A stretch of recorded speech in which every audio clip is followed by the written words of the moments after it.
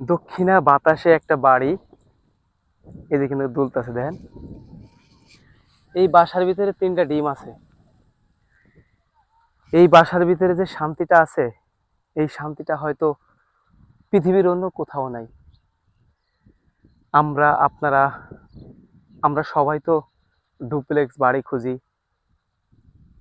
AC room খুঁজি, লাখ লাখ টাকার পালঙে ঘুমাই, কিন্তু একটা মিনিটের জন্য এই পাখিগুলোর কথা ভাবেন।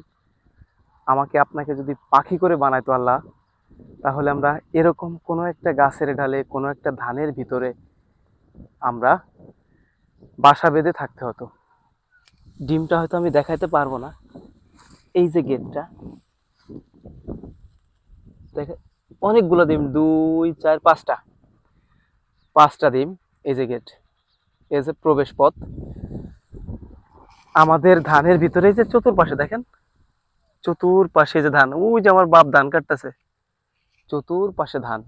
এই সাইডটা একটু দেখাও, চতুর্পাশে ধান, ধানের মাঝখানে এই পাখিটি বাসা বাঁধছে। এ যেন এক অন্যরকম ভালো লাগা। একটু দূরে সরে যাও। এ যেন এক অন্যরকম ভালোবাসা। চতুর্দিকে দেখেন ধান আর ধান, আর এখানে কত সুন্দর পাখিটি বাসা বাঁধছে। এ যেন এক অন্যরকম নিদর্শন আল্লাহ তাআলার অশেষ ভালোবাসা। ওনার কুদরতি, ওনার স্রষ্টার কোনো শেষ নাই, ওনার স্রষ্টার কোনো শেষ নাই। এত সুন্দর একটা জায়গা কিভাবে দেখেন দুলতাছে। এই বাসা কিন্তু ভাঙবে না, ঝড় আসলেও ভাঙবে না। আমাদের ডুপ্লেক্স বাড়ি, ইটের ঘর ভাঙার ভয় আছে, কিন্তু এইটা ভাঙার ভয় নাই। কারণ এরা কত সুন্দর নিখুঁত ভাবে এই বাসাটা তৈরি করছে। দেখেন ঝড়ের মতো বাতাসে দোল খাচ্ছে, ঝড়ের মতো বাতাসে দোল খাচ্ছে, তবু এই বাসাটা ভাঙার নয়। কেননা সম্পূর্ণ এটা পাখির তৈরি, সম্পূর্ণ আল্লাহ তাআলা রিজিক দান করে। আমার আপনার জীবনও কিন্তু পাখির মতোই।